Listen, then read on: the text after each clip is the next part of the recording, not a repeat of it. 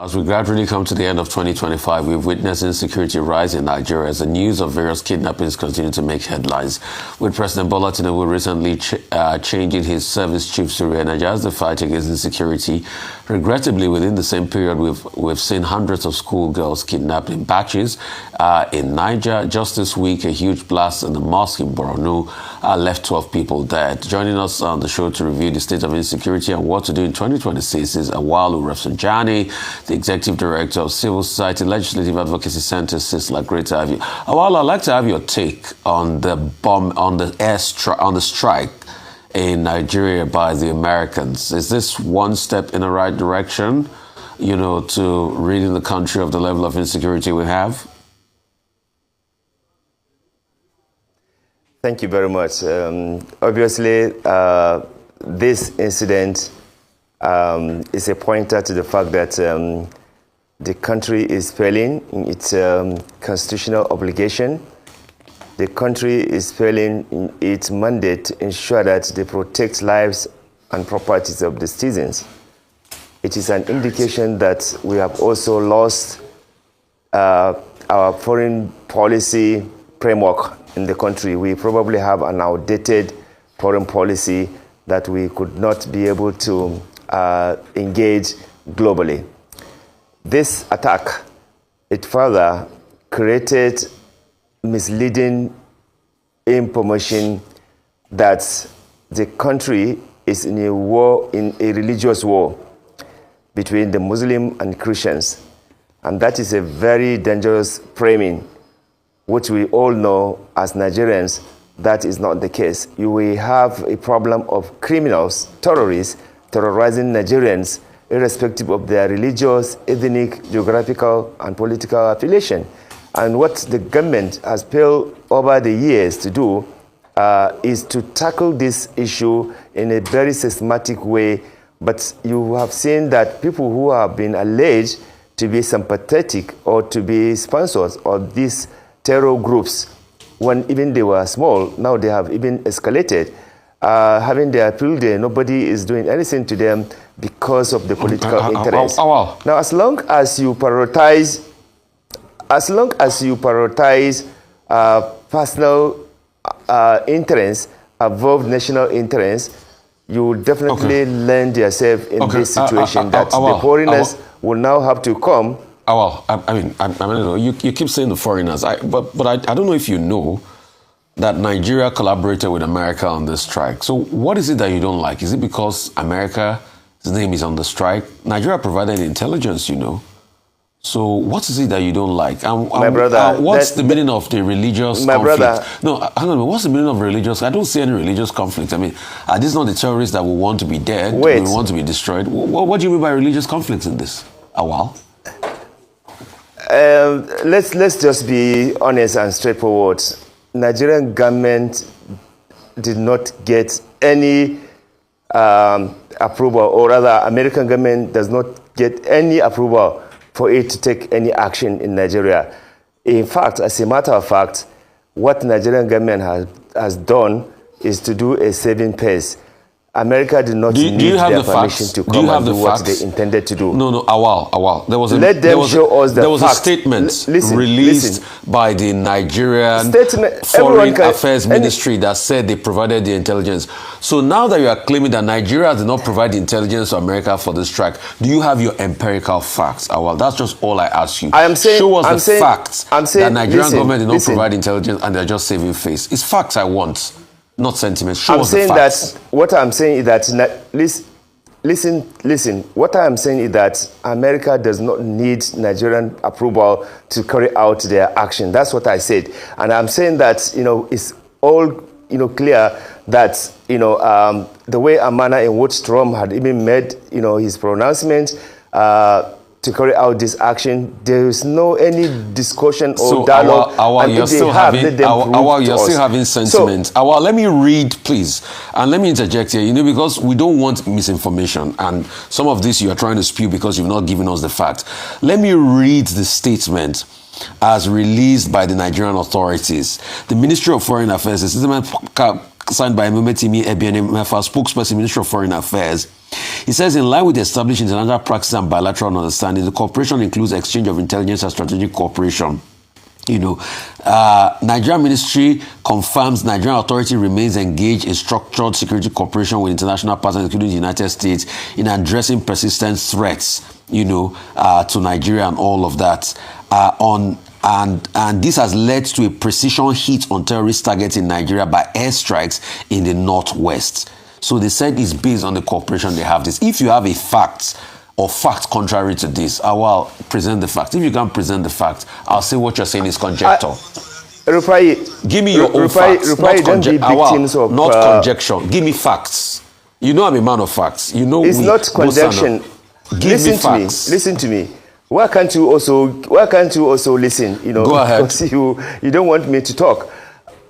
What I'm saying is that I stand on my position that Donald Trump does not need permission of Nigeria to do what he wants to do. He had already, made his pronouncement without discussing with Nigeria. And if there was any evidence that Nigeria had conversation with Donald Trump before he issued his ultimatum and before he carried out his action, let them show us to the public. It is a public matter. So I'm saying that, and I still stand on my opinion that America, if they want to do any action, especially with this kind of situation that we have in Nigeria, they did not need to get approval of Nigeria. They would simply carry out their action, and they have done what they wanted to do. That's conjecture. That's not facts. I'm saying that that's conjecture, not facts. Conjecture. It's not a conjecture. Conjecture, it's not different a conjecture, from facts. my brother. Over to you. Conjecture. All right, Mr. Rafsanjani, thank you very much for joining us. Were you going to complete what you were saying? You say sorry? Are you done? Were you going to complete what you were saying? No, I wanted just to, because he's shorting me to say that this is conjecture when he knows himself the truth. You don't need to do painting. You don't need to do any panel beating on this matter. America, the way it is, the way they take this issue, they don't need approval of Nigeria to do what they want to do. When Trump was issuing his tweet, what is the truth? What is the fact on this matter? What facts are you looking for when he issues his tweet? Okay. Mr. Rafsanjani, let's move away from that. So in terms of the way forward, if you were to give an alternative approach, what would be your recommendation? Well, I think, like we said, over the years, in the last, if you look at it from Jonathan administration to Buhari administration to Tinubu administration, they have not actually prioritized security sector reforms in this country to deal decisively with these issues of insecurity in Nigeria. And we have been providing, evidences and facts to show that security sector corruption is a major the reason why we have gone where we have gone. And if you look at it now, even the country interest, or rather priority, in terms of security, is not really about dealing with this issue. Otherwise, there are some, things that you expected government to do. For example, even the president has given, order that policemen should be withdrawn from VIPs. I am telling you, go and see. They are still disregarding and disobeying president, directive. In Kano, the federal emir, go to his house, you will see about 20 policemen and several policemen cars till today. So that is to say that we are not even serious. Even when the president will give directive, nothing is going to be taken, because the whole thing is really not serious about dealing decisively with the issues of insecurity in this country. Artificial insecurity is being created just to further away political interest. Look, we have suggested to the government that do a proper security sector reforms so that there will be proper cooperation, coordination, collaboration, and partnership even among the security, agencies in Nigeria, and also stop the corruption in the security sector, and also ensure that people who violated the law, who commit atrocities, are actually arrested, prosecuted, and convicted, no matter how high places they are. You have not been able to see that action taken. I am saying that if the country want to get out of this situation, to the extent that even a global terrorist, a global human rights violator is now joining to come and mock us, because of the failure of our leaders to take the necessary action. I think the Benjamin Netanyahu, if you look at his mockery on this issue, this is somebody who has been killing and bombing Christians in Palestine, in Gaza. Churches and Christians have been killed by this guy. And no, let us say the truth. But this guy now had the courage to come and talk about killing Christians in Nigeria. Rafsanjani. I think we should let them. If you have the right leadership in the country, they should have responded to Netanyahu. Okay, Rafsanjani. If they know they are doing something to deal with the insecurity. Rafsanjani. Now you were saying that President Trump doesn't need to work with the Nigerian government. Are you aware there were diplomatic moves after Trump made his statement in October 31 and in early November that he will come gun and blazing to save Christians in Nigeria from religious persecution? And that this cooperation that Hexet and the Nigerian government are both talking about is as a result of that diplomatic cooperation. 2, the war against terrorism. Are you aware also that globally, the call has been for cooperation and that the Nigerian government asked for help? That's number 1. Number 2, you are saying security sector reform, this and that. Even if Nigeria had done all that security sector reform, they moved from security architecture to another label and whatever, kinetic and non-kinetic. I think the reason for the kind of result you didn't want to, you were expecting and you didn't get, is because of the religious and ethnic political sentiments in Nigeria. If it was the Tinubu administration going to bomb Sokoto and other locations, do you know what Nigerians will be saying? They will say Tinubu is attacking the North. Finally, what do you recommend? What do you recommend as the way forward?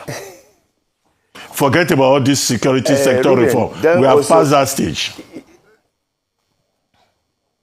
You have not passed that stage. The security sector reform is still necessary. Okay, what do you recommend? What do you recommend in terms of action to deal with terrorism? Okay. For example, now, even within the Tinubu administration government, there are some people that have been pointed out to be romancing with terrorists. Has Tinubu sacked that person or has asked him to step aside? That is one. Number 2, look, Ruben. Who is the person? Who is the person? Who is the person or persons? Who are those persons in the Tinubu government? You are a journalist. Go and investigate what Nigerians have been talking about. This is a no. You are the one making the allegation. You are the one making the allegation. Prove your allegation.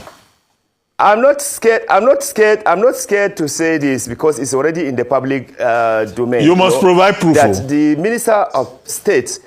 Listen, the Minister of State. Listen, Ruben, if you want us to trash this matter, let us trash this matter. It's not about just roaching somebody or imposing a particular statement on somebody. We are in a serious problem. Who told you that if Tinubu bombed criminal, Muslim northerners will come and fight Tinubu? What kind of talk is this? Are Muslims not being killed and harassed every day by the same criminals?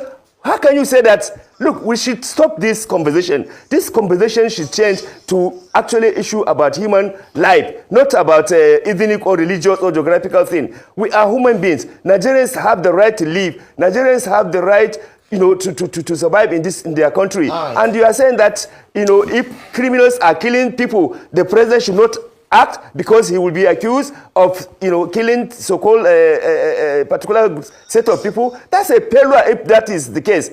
So I'm saying that the president should not listen to anybody who, knows that the criminals, the terrorists are killing and bombing innocent Nigerians, irrespective of their religion or their, tribe. If you are a leader, the Constitution of the Federal Republic of Nigeria is very clear. It has mandated you to take action, irrespective of whatever identity. So we should not be pushing this narrative. You are a progressive journalist. You have been my friend for a long time. I don't want this retrogressive statement that you are making. We should join hands to defeat criminals. All right, Mr. Rafsanjani, you just said it yourself that irrespective of identity, what we are looking for is a solution. We need to go now, but I just want in one statement, irrespective of where it's coming from. If we have an opportunity to decimate and finally defeat terrorism, is it worth it, even if it's the Americans that are coming in to support Nigerians' efforts? Very quickly, just one sentence. Is it worth it? Yes or no? It's worth it if you are